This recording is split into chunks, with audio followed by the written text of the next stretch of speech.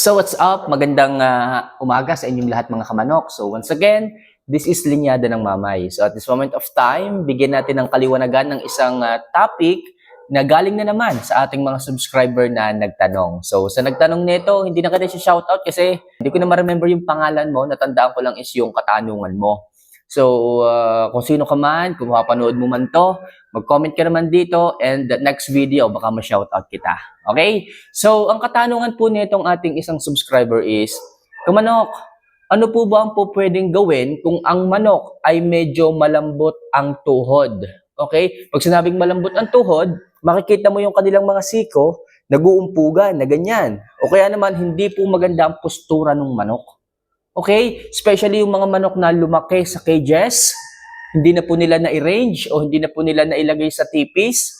So kahit mga 7 months na po or 1 year old, makikita mo yung postura nila pag tumindig, mga nakaganyan po. Masyado pong masikip ang silong. So para po sa kaalaman ng ating mga newbie dyan, pag ang manok nyo po ay lumaki sa cages, possible they are weak. Pag sinabing weak, malalambot po ang kanilang tuhod. Wala po silang magandang postura. Tandaan nyo mga kamanok, pag ang isang manok ay walang magandang postura, hindi po siya balansyado. Okay? Kahit sinong magmamanok, hindi po gugustuhin yung manok na ganon. Kaya mga kamanok, ang magiging topic natin ngayon is kung paano ba natin maaayos o maia-align muli ang postura, tindig ng isang manok para muli silang maging maayos, para muli silang maging healthy, para muli silang maging suwak sa panlasa ng ating mga kamanok. Okay? So, bago po natin simulan ang topic na to, isa lang palaging hinihiling ko mga kamanok, wala naman po itong bayad. Don't forget to click the subscribe button. Nandito lang yung subscribe button. I-like nyo yung video. Yung may nakaganyan, naka-thumbs up, click nyo lang yun. Isa lang naman yon.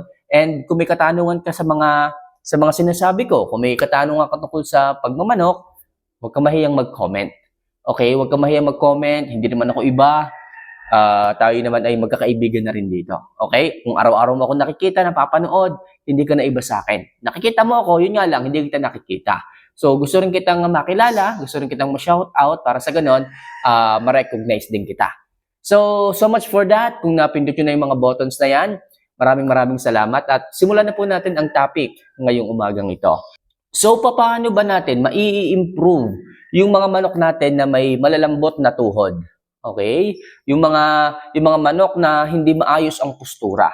Meron pa ba itong remedyo o meron pa ba itong pwedeng gawin para maging maayos o wala na? So kung gagawin niyo yung aking mga sasabihin, possible pwedeng makatulong. Pero kung hindi makakatulong, wala tayong magagawa. Okay? Just sharing my information and knowledge about this kind of topic. So pag po ang inyong mga alaga ay matagal na lumaki sa cages. Alam niyo naman ko siguro kung ano yung cages, di ba? Yung inyong mga tangkal, di ba? So, pagka busy kayo sa trabaho, may mga ginagawa kayo, so, nandun lang sila sa cages. So, ang gagawin nyo dyan mga kamanok, para ma-develop po natin yung maayos na postura ng manok, maayos na tindig ng manok, yung mga malalambot ang tuhod, ang dapat natin gawin mga kamanok, ay unang-una, ang pinaka-effective dyan, i-range natin, ilagay natin sa TV. Tingnan natin muna sa loob ng 2 linggo hanggang 1 buwan kung mag-i-improve yung kanilang postura. Yung kanilang tindig, yung kanilang mga siko na piki, tingnan natin. Kasi, bakit po mag-i-improve sila pag nasa ranging? So, meron po silang pagkakataon na lumakad ng maayos. Kasi po, yung mga piki nating mga manok na lumaki sa cages, wala po silang choice eh. Okay? Hindi po sila makalakad. Umiikot-ikot lang sila doon. Yung kanilang mga paa, hindi po nila na-extend na gano'n pag lumalakad. Okay, kaya po pag lumaki yung manok sa cages, mga hindi po magandang postura, mga nakaganan po ang binte, yung iba naman nakaganan ng isa nakaganan. So, hindi ko po recommend na palakihin ang mga manok ninyo, yung mga sisiw ninyo ngayon pa lang, kung may makakapanood dyan na nagbe-breed at medyo may mga, sabi ko ng 3 months na po yan, 4 months na po yan, nasa cages pa rin, simula sisiw, nandiyan pa rin. So, advice ko po sa inyo na i-range nyo po yung manok. Ilagay nyo po sa TV yung manok. Mas makakatulong po yun para makita nyo gumaganda sila ng mas mabilis. After 2 weeks to 1 month at walang improvement, anong dapat natin gawin? So, gagamit po tayo mga kamanok ng balancer. Kamanok, paano makakatulong yung balancer para maging maayos ang postura ng manok? Makakatulong po ito. Ito po kasi nilalagay natin sa binti ng ating mga manok. So makakatulong po ito upon workout and exercises. Alam naman natin na ang exercises, napakahalaga niyan pagdating sa kalusugan ng ating mga manok.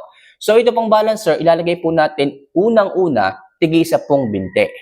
Maglalagay po tayo ng pressure sa binti para makatulong ito sa kanila. Paano ito makakatulong mga kamanok? Yung balancer po, pag nagkaroon po ng weight sa kanilang mga paa, so maikukorek po yung mga siko nila. Okay? So magkakaroon po ng pagbubuhat yung manok sa kanyang mga paa. Then, kung siya ay magwa-workout, madidevelop po na mai-align yung mga joints niya at magkaroon ng maayos na postura. Okay? Dahil po may bigat po sa kanilang mga paa, yun po ang mag-a-align ng kanyang mga siko at ng kanilang mga tindig. So gawin nyo lang po yan araw-araw mga kamanok. Araw-araw po. Kung kaya nyong 3 to 5 months, araw-araw nyong wino-workout yung manok, mas maganda, makakatulong. Kasi kung hindi nyo po yun gagawin at inyo pong pakakaskasin lang dyan sa scratching pen, para sa akin, hindi po natin makukuha yon. Hindi po natin makukuha yung ganda ng postura, yung alignment ng siko, hindi po natin makukuha. Kaya po naglalagay tayo ng weights, naglalagay tayo ng balancer para may align po ng maayos yung kanilang mga malalambot na siko. Kapag may pressure din po sa kanilang mga binti, mga kamanok, titigas po itong kanilang mga joints, which is makakatulong po yon para mas maging maayos yung proper posture ng manok. Okay? So, did you get what I mean? Ganun po yun mga kamanok. So, naglalagay po tayo ng balancer para may align at para po tumigas yung kanilang mga joints. Kasi po, yung ating pong mga manok na lumaki sa cages nga, for sure malalambot po ang tuhod niyan. Bukod sa hindi po siya nakikita ng araw, napakahalaga po ng sunlight pagdating sa ating mga alaga. So, siya po yung nagbabalanse ng moisture ng katawan ng manok. Hipuin niyo po yung mga manok na lumaki sa cages, malalambot po ang kanilang pangangatawan. Okay? Lalo na kung naka-wet feeding. Sinasabi ko po sa inyo, ngayon pa lang, yung mga manok dyan na alaga, na naka-cage, inyo na po siyang alisin dyan, ilagay nyo po sa TP para makuha nila yung complete healthiness sa kapaligiran. Kasi kailangan din po nila ng grits, kailangan din po nila ng enzyme, kailangan din po nila ng damo, kailangan din po nila ng sunlight, kailangan din po nila ng tubig ulan. So makakatulong po yon. Tingnan po ninyo yung mga manok na lumaki sa tipis. Yung mga 3 months, mga early cordings, mas magaganda po sila. Maaga pa lamang, makikitaan nyo na ng pagganda ng pangangatawan, pagpula ng mukha, at yung development ng kanilang maturity. Okay? Mas magandang, mas maagang na i-cord, mas magiging healthy yung manok. Compared natin doon sa mga manok na lumaki sa cages. Kaya po nadidevelop yung late maturity ng manok dahil po sila ay lumaki sa cages. Kulang sila sa mga components na kailangan ng kanilang katawan like sunlight, grits, enzymes, grass, at kung ano-ano pa. Okay? Yung hamog, mahalaga din po yan sa ating mga alaga. So kung kulang po sila sa ganyan, possible, magkakaroon po ng imbalance ng mga nutrients sa kanyang katawan at makikita nyo po yun sa kanilang pangangatawan. Especially, makikita nyo putla yung manok, payat yung manok, matubig yung manok, hindi maganda ang postura ng manok. Okay? Yung balahibo ng manok, makikita ninyo, nag-iiskaran. Bakit? Hindi nga po sila na nauulanan, hindi po sila nahahamugan. Kaya po ganun. Okay? At the same time, lalo hindi naliliguan. Kaya mga kamanok, kung gusto niyo pong ma-correct yung tamang postura ng manok, yung mga lalambot na binti ng manok, try to range your chicken. Try to put some balancer. Makakatulong po yan. Sabihin nyo naman, after a month, wow, totoo nga yung sinasabi ni Kamamay ah. Okay, naging maayos na yung postura ng manok.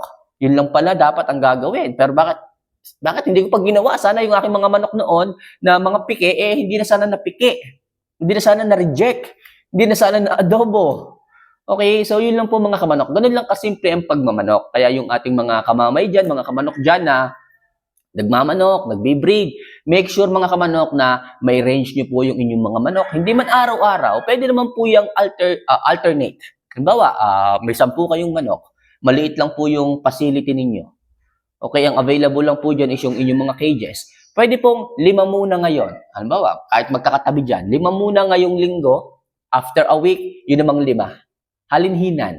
para lang sa ganon, ma-arrange sila at hindi po ma-deform yung kanilang mga posture, yung kanilang mga postura, yung kanilang mga siko. Okay? So mga kamanok, sana makatulong ang simpleng tips ko na yan upang mag-improve ang inyong mga alaga, maging maayos, maging malusog, maging magandang muli. So once again, kung may katanungan kayo mga kamanok maglagay lang kayo sa comment section. Ako ang bahalang sumagot.